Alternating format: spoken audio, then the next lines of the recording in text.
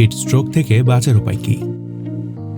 বিগত ২৯ বছরের মধ্যে সর্বোচ্চ তাপমাত্রা বাংলাদেশে। এবারের মৌসুমের সর্বোচ্চ তাপমাত্রা রেকর্ড করা হয়েছে সোমবার ২৯ এপ্রিল। বাংলাদেশে গত কদিন ধরেই তাপপ্রবাহের কারণে তীব্র গরম চলছে। আরো কদিন দেশে তীব্র গরম থাকবে জানিয়ে সোমবার হিট অ্যালার্ট জারি করেছে বাংলাদেশ আবহাওয়া দপ্তর। প্রচন্ড গরমের কারণে দেশের অনেক স্থানে হিট স্ট্রোকে আক্রান্ত হয়ে কয়েকজনের মৃত্যুর খবরও প্রকাশিত হচ্ছে প্রতিদিনই। চিকিৎসকরা বলছেন, এরকম তীব্র গরমের সময় সতর্ক না থাকলে শারীরিক নানা সমস্যার পাশাপাশি হিট স্ট্রোকে মৃত্যুর আশঙ্কাও অনেক বেড়ে যায়। সেই সাথে রয়টার্সের একটি প্রতিবেদনে জানা যায়, তীব্র গরমের কারণে শুধুমাত্র ২০২২ সালে ইউরোপে ২৬,০০০ মানুষের মৃত্যু হয়েছে। কিন্তু হিট স্ট্রোক কি? কোন কোন কারণে হিট স্ট্রোক হতে পারে? হিট স্ট্রোকে আক্রান্ত হওয়া থেকে কিভাবে সুরক্ষা পাওয়া যেতে পারে? এর আগে জেনে নেওয়া যাক তীব্র গরমে কি হয় মানুষের শরীরে। বায়ুমণ্ডলের তাপমাত্রা বেড়ে যাওয়ার কারণে মানুষের শরীর গরম হয়ে যায়। এর ফলে রক্তনালীগুলো খুলে যায়। এর জের ধরে রক্তচাপ কমে যায়, যে কারণে সারা শরীর রক্ত সঞ্চালন করা হৃৎপিণ্ডের জন্য কঠিন হয়ে পড়ে। এসব কারণে মৃদু কিছু উপসর্গ দেখা দিতে পারে, যার মধ্যে রয়েছে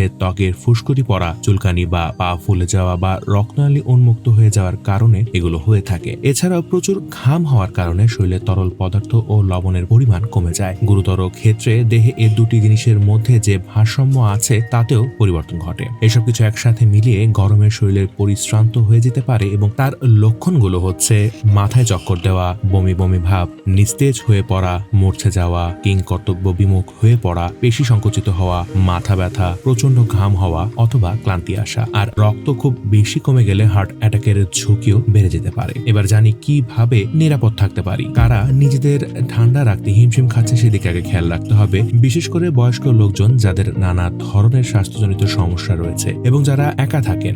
ঘরের ভেতরে অবস্থান করুন। যেসব জানলায় সূর্যের দিকে মুখ করা আছে সেগুলো পর্দা টেনে দিন। প্রচুর পানি পান করুন। কাউকে, বিশেষ করে শিশুদের কোনো ঘরে বা গাড়িতে একা রেখে যাবেন না। বেলা ১১টা থেকে দুপুর ৩টা পর্যন্ত নিজেকে সূর্যের আলো থেকে দূরে রাখুন। এ সময় সূর্যের রোশনি সবচেয়ে বেশি তীব্র হয়। ছায়ার মধ্যে আশ্রয় নিন। সানস্ক্রিন ব্যবহার করুন। মাথায় লম্বা বারান্দাওয়ালা টুপি পরুন। দিনের সবচেয়ে গরম সময়ে শরীর চর্চা বা ব্যায়াম করা থেকে বিরত থাকুন। কোথাও গেলে সঙ্গে করে পানি নিয়ে যাবেন। কোথাও পুকুর বা খাল দেখলেই নিজেকে ঠান্ডা করার জন্য সেখানে নেমে পড়বেন না, কারণ তাতে আরো অনেক বেশি বিপদ হতে পারে যা হয়তো আপাত চোখে পড়ছে না। রাতে ঘুমানোর সময় অবশ্যই চেষ্টা করবেন ঠান্ডা মোজা পরতে এবং অন্যান্য দিন আপনি যে সময় ঘুমান ঠিক ওই একই সময়ে বিছানায় যাবেন।